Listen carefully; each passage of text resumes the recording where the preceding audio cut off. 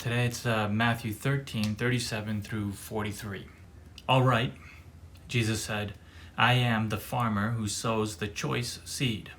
The field is the world, and the seed represents the people of the kingdom. The thistles are the people belonging to Satan. The enemy who sowed the thistles among the wheat is the devil. The harvest is the end of the world, and the reapers are the angels. Just as in this story the thistles are separated and not burned, so shall it be at the end of the world. I will send my angels, and they will separate out of the kingdom every temptation and all who are evil, and throw them into the furnace and burn them. There shall be weeping and gnashing of teeth. Then the godly shall shine as the sun in their Father's kingdom. Let those with ears listen. The best way I can intermingle it into the workplace is off of personal experience. So one of the things that has happened to me in the past, I'm going to tell you two stories. First, I was about 24 years old. I was getting into the commercial industry doing renovations on retail stores. And I remember taking a ride with one of the project managers, and he was talking about how business ran, how there were certain ways to grease the wheel, how kickbacks worked. And being that young, I had great work ethic. My dad instilled that in me from a young age. And I was looking for somebody to pull me under their wings, teach me the trade, partner up with them as a subcontractor. And I said yes. I was already a Christian when I said yes, and I remember it clear as day that every job that I touched that involved a form of kickback. Now keep in mind, at the time I was maybe getting $40,000, $50,000 contracts, and this was his way of telling me how I can get my $500,000 contracts. And when I said yes, I got my first six-figure contract as a sub, but everything went wrong on that project. Without getting into details, the best way I can describe it is, how can God bless something that is not done with integrity? So the world may get away with it, but he calls us to be a different caliber. The world may scream and yell their views, and a lot of times we choose to try to keep the peace by just staying quiet, or to go along with it and appease them. I was only looking at my pocketbook rather than my purpose.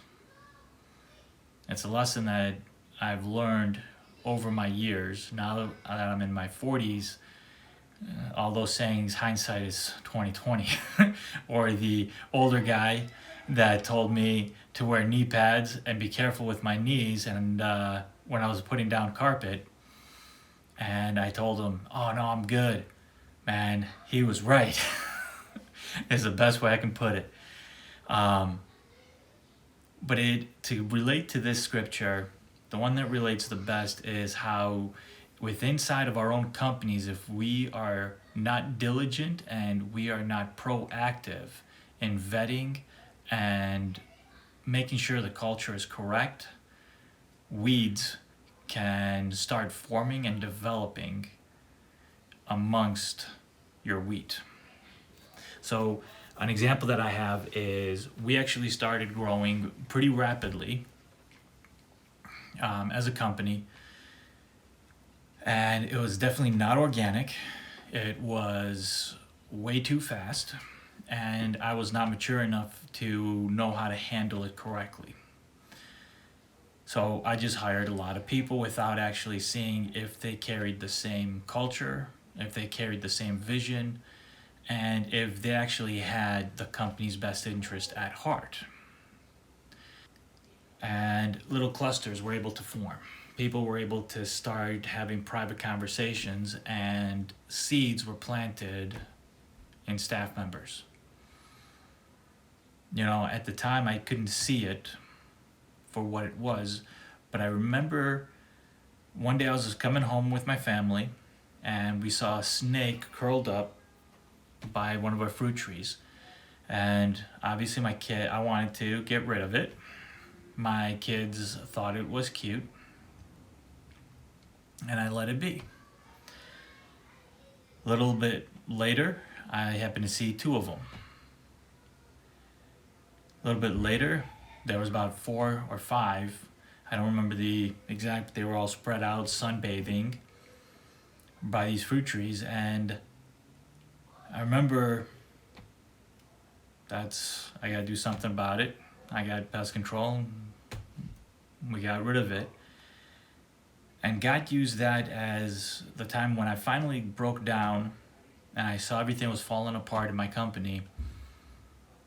That's when he reminded me of those snakes.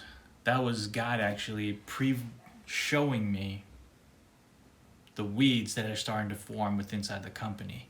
It started with one person.